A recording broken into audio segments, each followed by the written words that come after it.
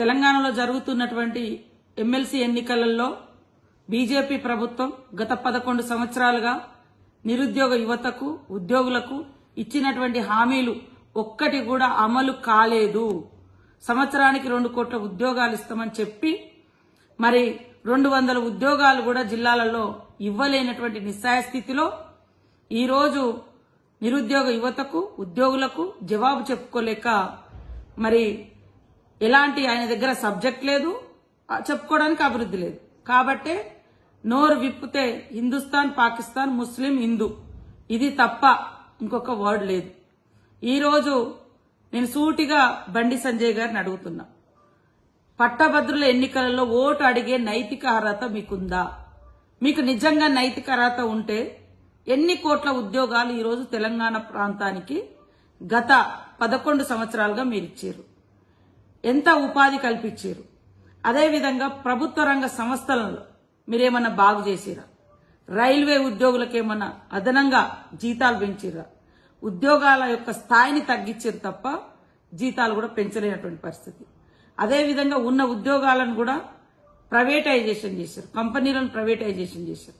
ఎంత దుర్మార్గం అంటే మీ ప్రభుత్వంలో ఇవాళ దేవుడి పేరు చెప్తారు కదా, దేవునికి పెట్టే అగ్గిపెట్టె మీద కూడా, అగరబత్తి మీద కూడా జీఎస్టీ. ఇవాళ ఈ దేశాన్ని అత్యున్నతంగా తీర్చిదిద్దేటువంటి వ్యవస్థ విద్యా వ్యవస్థ. మన భారతదేశం యొక్క మానవ వనరులు విద్య, ఇక్కడ నుంచే మన వనరులు తయారైతాయి. ఆ విద్య మీద మీ ప్రభుత్వము 18% జీఎస్టీ విధిస్తుంది. ఇంకా మీకు ఓటు అడిగే నైతిక అర్హత ఎక్కడదని నేను చెప్తా ఉన్నా.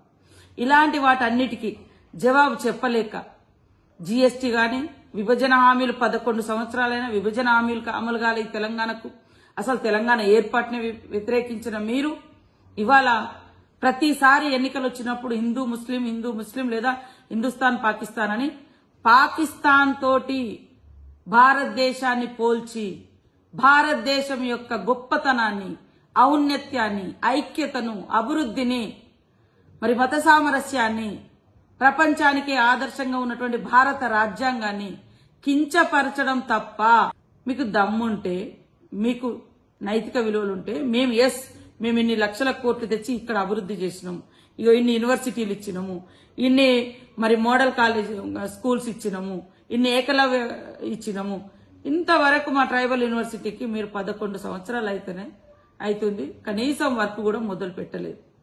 కాబట్టి బండి సంజయ్ గారికి చెప్పుకోవడానికి ఏం లేదు.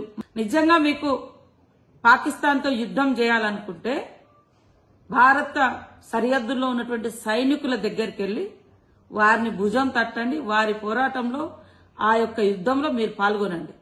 అంతేగాని మాటకు భారతదేశం యొక్క కీర్తిని, మరి పాకిస్తాన్ అనేది అన్ని రంగాలలో వెనుకబడ్డటువంటి ఒక చిన్న దేశం, మత కొట్లాటలు, ఆకలి చావులు, అంతర్గత డిస్టర్బెన్స్, ఇలాంటి అన్ని రంగాలలో మనతో వెనుకబడ్డ ఉన్నటువంటి పాకిస్తాన్తో పోల్చడం ఇది ఎంతవరకు కరెక్ట్? బండి సంజయ్ గారు, మీరు వచ్చేటప్పుడు భారత రాజ్యాంగం మీద ప్రమాణం చేసి వచ్చారు.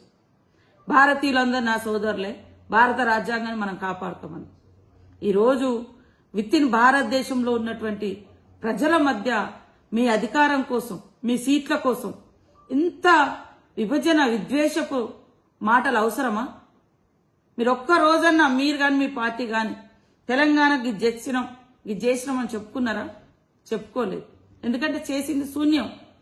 కాబట్టి పట్టభద్రులారా ఆలోచించండి. కాంగ్రెస్ బలపరిచినటువంటి మరి గ్రాడ్యుయేట్స్ ఎమ్మెల్సీగా నిలబడ్డటువంటి నరేందర్ రెడ్డి ఒక విద్యావేత్త, మరి ప్రజలందరి మధ్య జీవించేటువంటి నాయకుడు.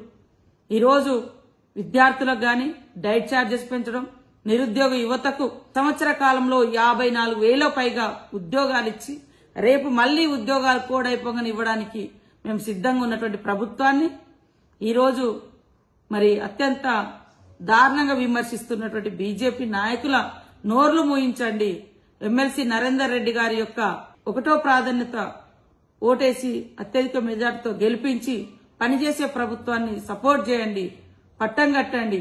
భావోద్వేగాలు సృష్టించి కొట్లాటలు సృష్టిస్తే చదువుకున్న యువతకు ఉద్యోగాలు, ఉపాధి రావు. గొడవలలో కేసులు పెట్టించే కుట్రలు తప్ప బీజేపీ రాజకీయము మిమ్మల్ని ఉద్యోగాలలో స్థిరపడే రాజకీయం కాదు. బీఆర్ఎస్ బీజేపీ దొందే. ప్రజల భావోద్వేగాలను రాజకీయ ప్రయోజనాల కోసం వాడుకోవడం, ఆ యువత మీద రకరకాలుగా ఇబ్బందులు పెట్టడం, తద్వారా వాళ్ళను వదిలేయడం.